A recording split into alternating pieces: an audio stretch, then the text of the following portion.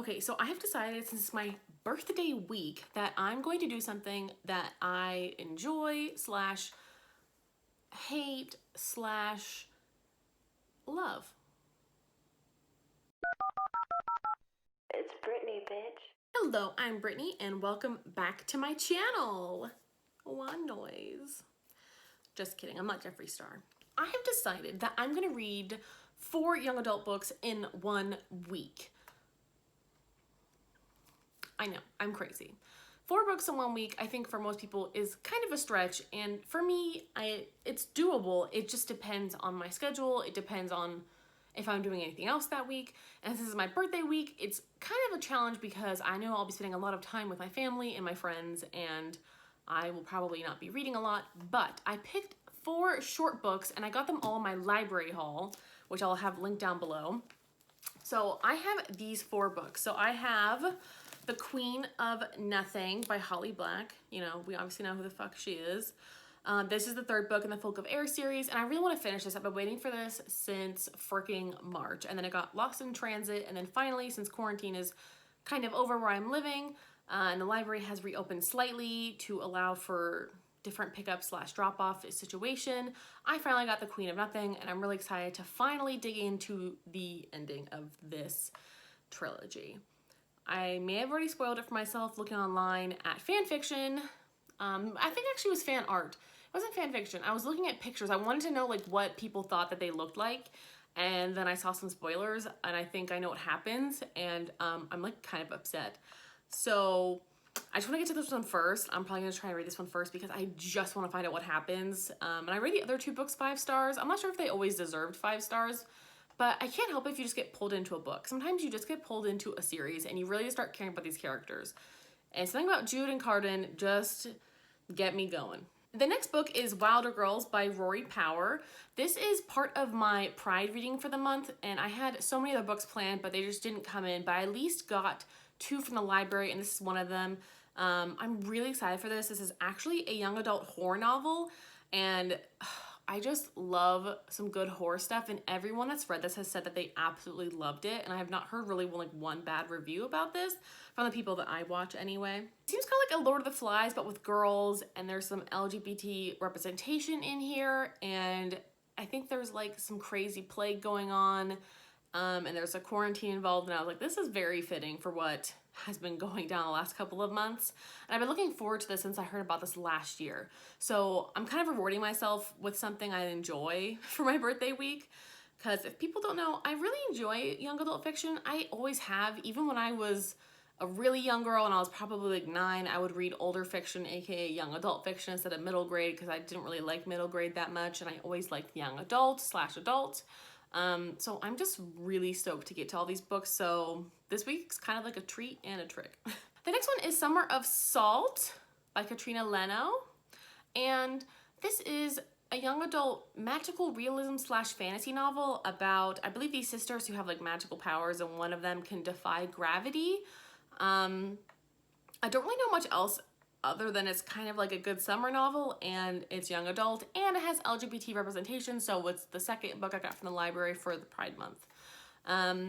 Another thing though is I was looking at the acknowledgements page, and she was talking about rape and sexual assault, and I don't know if that's a theme in this book, but it was in the acknowledgements, so I feel like that's a theme in this book which I didn't know about. So I'll keep you updated on that and how that goes, because I know it's really triggering for a lot of people, so I'm not really sure if that does involve it or she just mentioned it because it was really important to her in the back of the book. I feel like usually people talk about stuff in the acknowledgement page just because it obviously is referring to something that happened in the novel. So I'm going to keep you updated on that, but this is a really short one too. All the books are kind of shorter than like a lot of the tomes I like to read. I have a couple other young adults, but these are the ones I was most excited for. Slash, they are the shortest ones. So I'm hoping I can actually get through them pretty quickly this week and maybe even fit in like another book. I doubt that'll happen. But 4 books for me in 1 week. I obviously did last week, and it was definitely a struggle reading all of those thrillers I read every 24 hours. And that's kind of what I'm going to try and do with these, is I'm going to at least give myself 6 to 7 days to read all of these, but we're going to see what happens. The next book is The Loneliest Girl in the Universe by Lauren James. And this is a young adult sci-fi, and sci-fi is one of my favorites. I can't help myself. I've always loved science fiction, weird dystopian crap too. But this isn't dystopian. This is basically about a girl, I believe, who's on a spaceship, and she's basically been on a spaceship like her whole life. And she's on her way to like the second Earth, like Earth 2, you know, because destroying our Earth, you know, basically with climate change and corporations and monopolies and, you know, other stuff.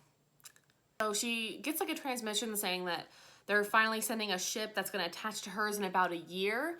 And then she's finally going to meet some other people because I believe both of her parents are dead too. So in a year, she's going to get a new spaceship attached to hers, and it's going to help boost them to the second Earth, and then she's actually going to meet other people. So I think that's the whole premise, is it's just basically her on this spaceship alone, or the space station.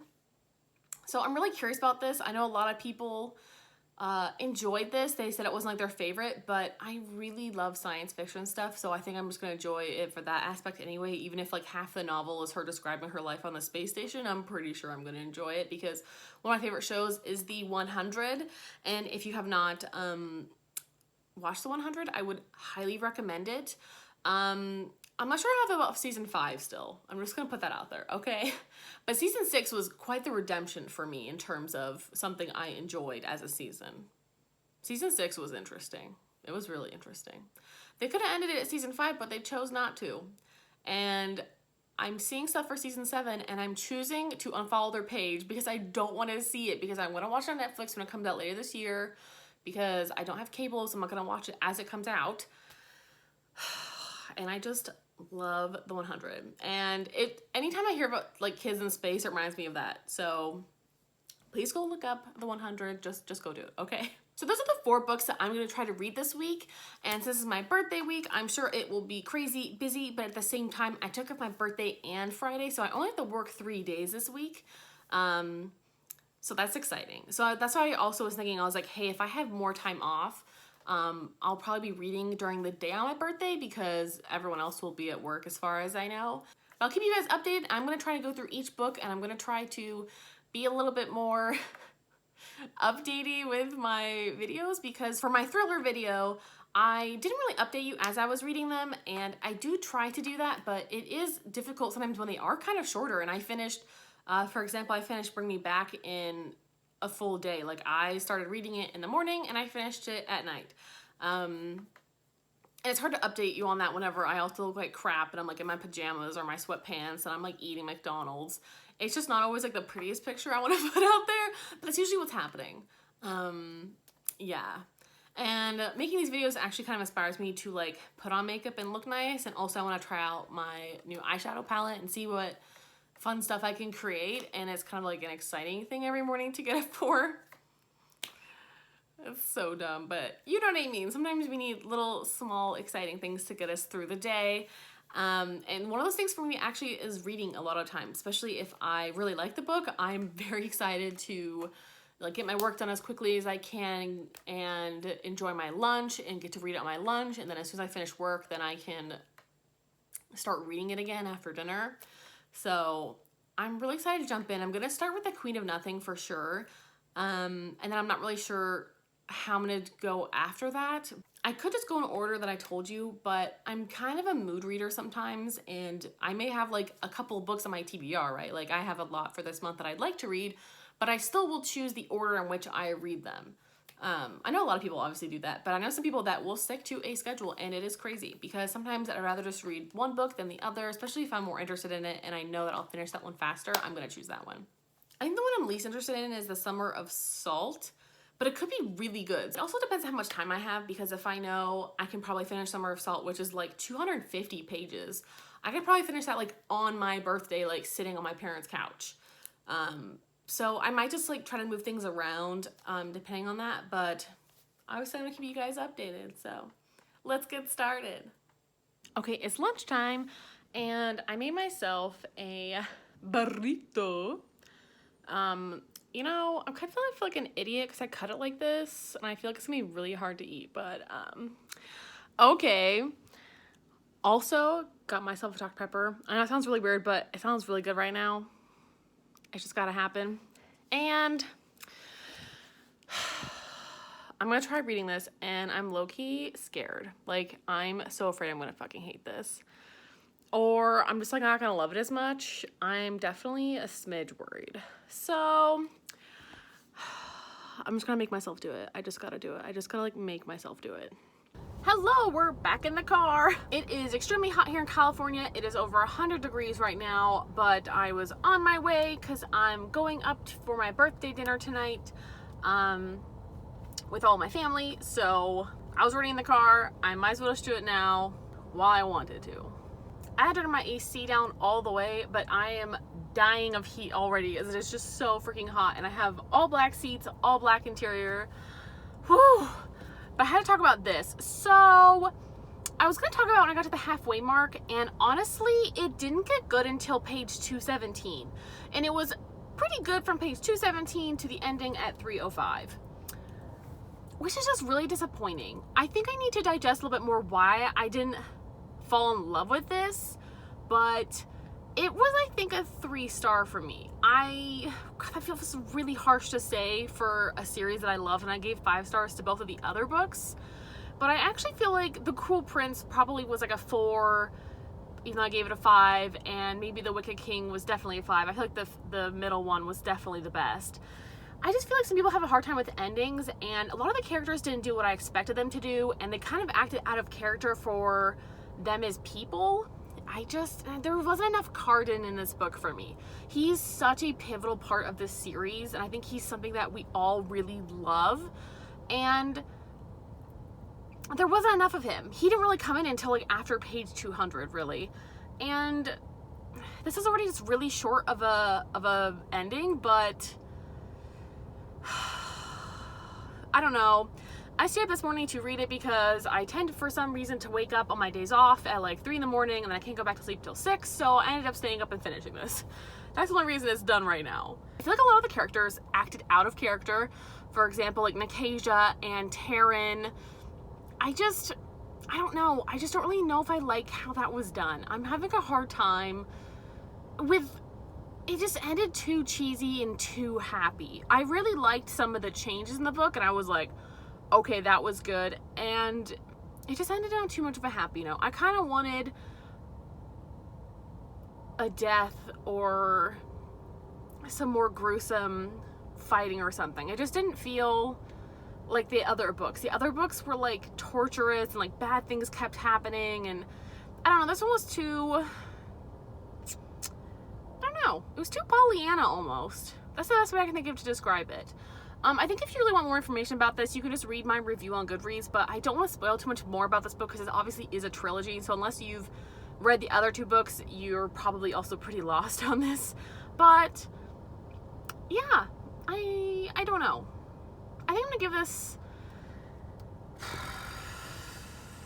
I'm feeling a 3-star. I just don't feel like I didn't love it. I liked it. I was okay with the first 200 pages. They were like, eh. The last 100 pages were, well, less than 100 pages really, were okay. I really liked them.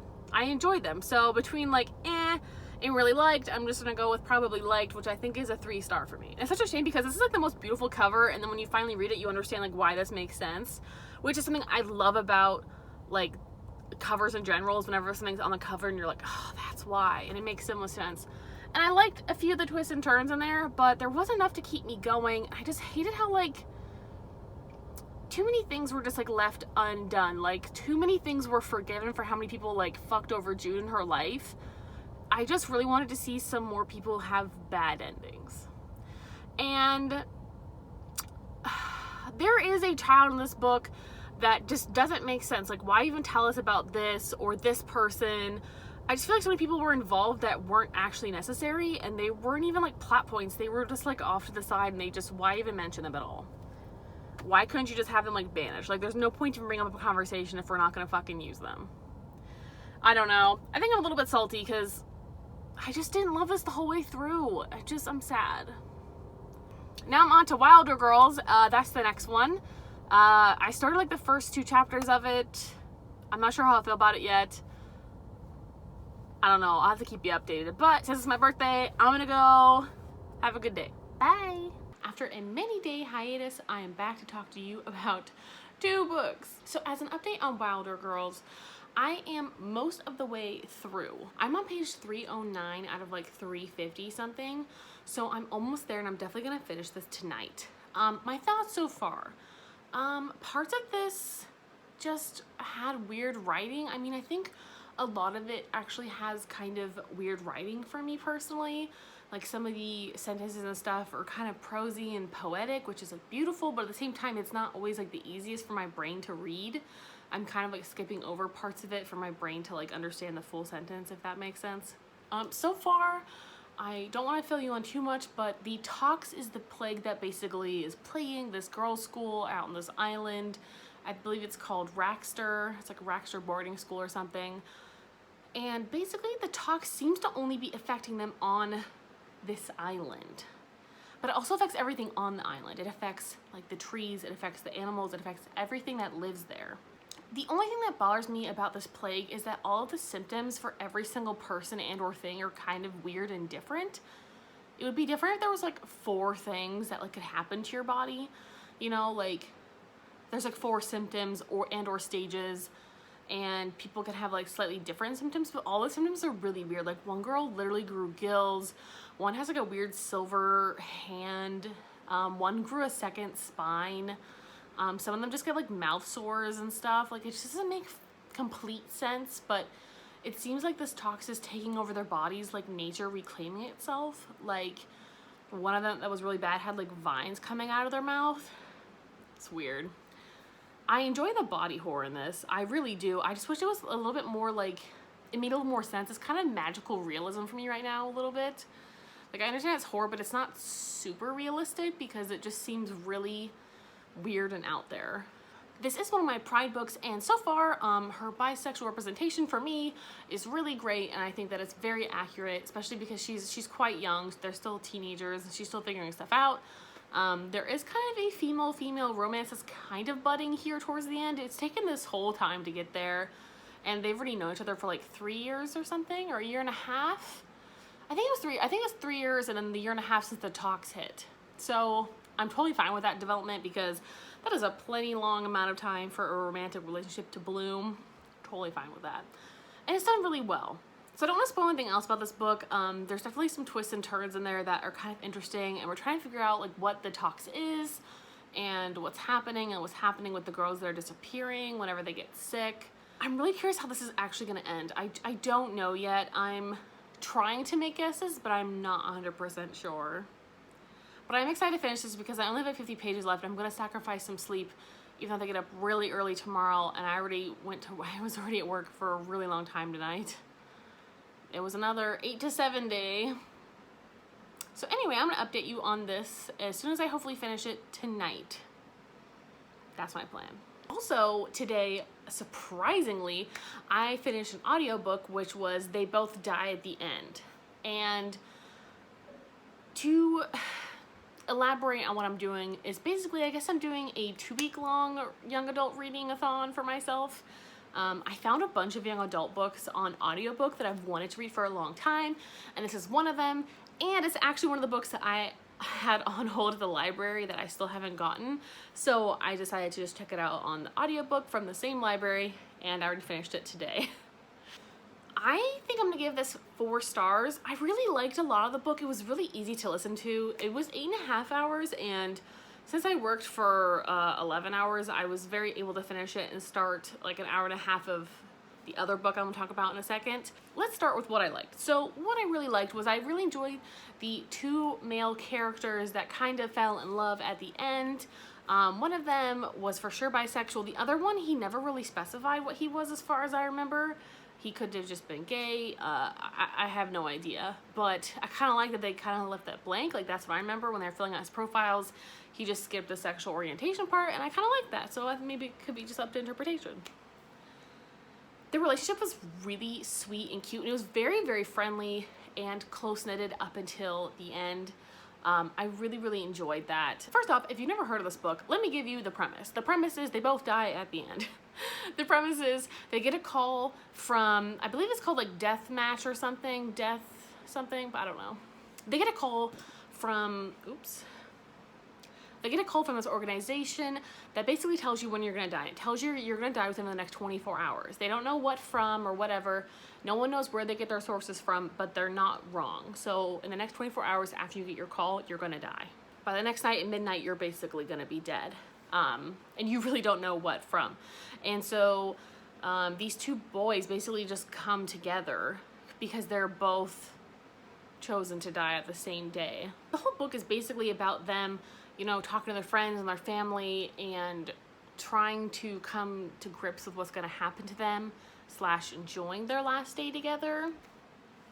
The part I didn't really like about this that came through in this was there was a lot of like back chatter. Like there was the story with the two boys and the main front runner, and then there would be like these little snippets of information about other people in the story that just weren't, they didn't really like give anything else to the narrative.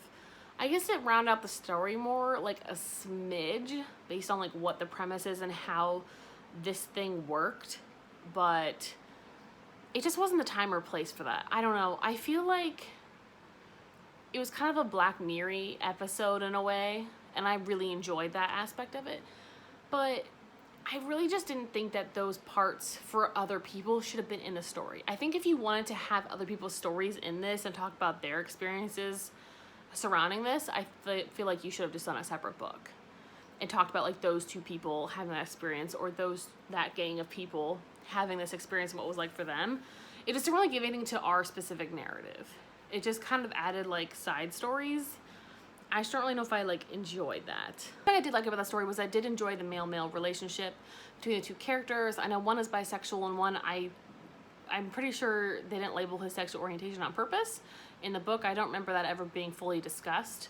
I think he was perhaps just gay but didn't really want to talk about it. But either way, I really enjoyed the LGBT representation, which is one of the reasons that I picked this book, because I know it was one of those books that I had requested from the library for Pride Month. So the fact that I could get it on an audiobook in the month of June was great. So what I recommend, I would totally recommend this. I really enjoyed that it did feel like a little bit like a Black Mirror episode, because you don't really know what's going to happen yet. And you don't know like how they're gonna die. You know they're gonna die, but you don't know like how. And I really liked the ending. Like I liked a lot of the book. I feel like I just really didn't like those little secondary characters in the background. I don't know, like it just didn't really like add a whole lot. Like if it had connected more, like we knew those people more, maybe it would have made a little more sense. Some of them we did know, but like their part of the story just didn't really matter. The other book that I picked up on audiobook and I started reading today was Girls of Paper and Fire, I believe. So this is a young adult novel, which I did not know. I had to double check because I know there are very strong sexual violence themes in this book. I know a lot of people did not like it for that. So far, I'm actually enjoying it. It's very fantasy. I believe it's a young adult LGBT fantasy. I know there's supposed to be a female-female romance in this, and we haven't gotten there yet for me. I'm only an hour and a half into the audiobook out of like 14 and a half hours, so I'm not there yet, but it's just kind of getting started, and so far I'm really enjoying it. I really like our main character. Her name is Lay. It's very interesting. Her mother was like stolen from their village when she was younger, and now she's being taken to be one of the concubines for the king, basically. That's all I'm gonna tell you. This book is very controversial for so many people, but that's also why I had to read it for myself. Like, I have to read this for myself because I've heard so many good / bad things about this that I really want to make up my own mind about it. But number one, the cover is freaking gorgeous. And this is an Asian author, which I really wish I would have read her for the Asian Readathon, but I couldn't get the audiobook at the time because it was checked out. But it works perfectly for Pride Month for me. So I'm actually getting a lot of LGBT books in right now, and I'm just like screaming. I'm just so happy. And I found out another one of my library books that are coming in this week is another one of my Pride books for the month. So I feel like I'm doing really well for that. I'm very happy because I was really worried that I wasn't gonna be able to read like any of them. I had like 3 that I knew I had like lined up, and that was it. And I had like 9 to 10 originally planned, like a whole month of just like LGBTQIA like representation. Still working on that. After I shower, then I'm going to read Wilder Girls. I'm hopefully gonna finish it and give you my opinion on it. Maybe I might wait till tomorrow just so like I have like a full brain of what's going on. I'm not 100% sure. Because sometimes when you read a book, like, you have to sit on it. Like, I kind of had to sit on They Both Die at the end for a minute. But I feel like, you know, sometimes you just sit with a rating too. Like, I have to sit with a rating. Like, I have to be like, this is how I feel about it. You can always change them later, but I'm not 100% sure how I'm feeling about this book yet. The prose is I'm having a hard time with. Is that the prose is very poetic and choppy. Let me read you the first line of the whole novel. Chapter 1. Something, period. Way out in the white dark, period. Between the trees, comma. Moving where the thickets swarm, period. You can see it from the roof. The way the brush bends around it as it rustles to the ocean. That size, it must be a coyote. One of the big ones hitting shoulder high. Teeth that fit like knives in the palm of my hand.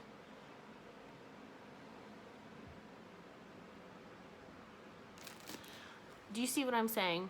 The whole book is like that. It's very prosy at some parts, and other parts with more dialogue are much easier to digest. Like, they're a lot easier to understand. Some parts of the writing are just really difficult for me. I haven't heard anyone else complain about the writing, so maybe it's just me. I know the author says that she grew up in Boston and received her undergraduate degree at Middlebury College, and then she went on to earn an MA in prose fiction from the University of East Anglia? I don't know. Anyway, it is her first novel, and for her first novel, I will admit, by the way, I'm not seeing a lot of potholes or anything. It's actually really good. I'm just having a hard time, especially with the writing. Like, 100%. Like, I'm having a hard time with the writing. Which I think is, like, the saddest part, because if this was differently written, like, the writing was a little bit different, I probably would give this 5 stars. But so far, that's been my biggest hurdle. I'll keep you updated. I just finished this.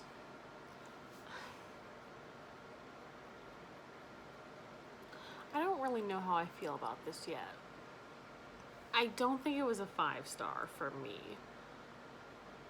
It just, this talks thing is so weird, and I enjoy that, but I just, like,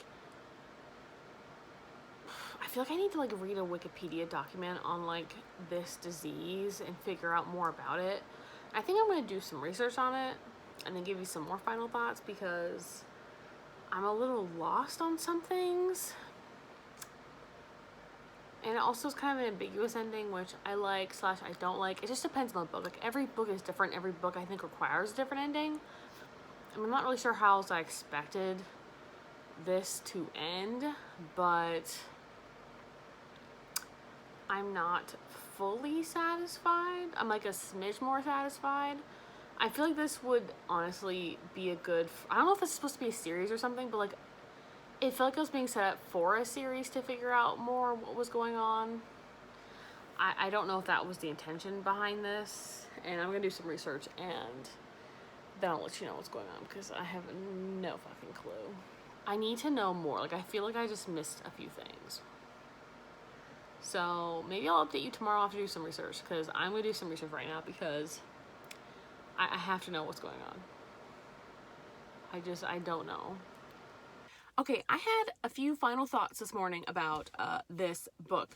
I did some research last night, and apparently this is supposed to be a standalone, but the author would like to eventually revisit the island, which I think is great. I think it definitely has a lot of potential. I just had a lot of problems with... I was left with way too many, like, open-ended questions about this. Like, nothing was answered for me, and I think that's why I feel like I need a sequel, because it wasn't answered. And I know a lot of people felt the same way, because after I finished this, I actually went and read a lot of the reviews, and so many of them were saying the exact same thing, that for them, the writing was too flowery. And for me, it wasn't like it was too flowery, it was that it would, like, switch between too flowery and choppy to, like, normal writing / dialogue for me. Like, it made sense. It would just go between those two forms, and it was hard to get into because of that. Once I got into it, it was a lot easier, but I still just, like, I'm left with all these questions, like, about the talks, you know, like, where did it come from? How did it start? You know, is there a cure? Like, we kind of find out, like, kind of what it is, but, like, it never gets answered. And especially if it's a standalone, like, I kind of want some more answers, and I really don't like ambiguous endings like this. I like ambiguous endings, like in the movie Inception. If you've ever seen Inception, the whole thing is like, is it a dream or is it real? That's different. That's an ambiguous ending, right? But it leaves that to your interpretation. But this is like, I just don't know what's going on. Like, I feel like I just don't know how it ended. Like, I don't know. So I think this is definitely a 4-star for me. It could have been a 5-star if it had answered a lot of my questions.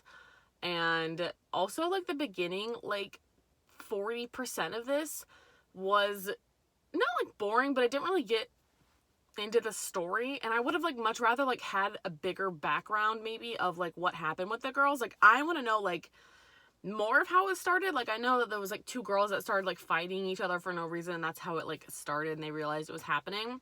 I don't know, I just feel like I'm missing so much information. Like, this is the perfect YA, like, horror dystopian, like, feminist novel.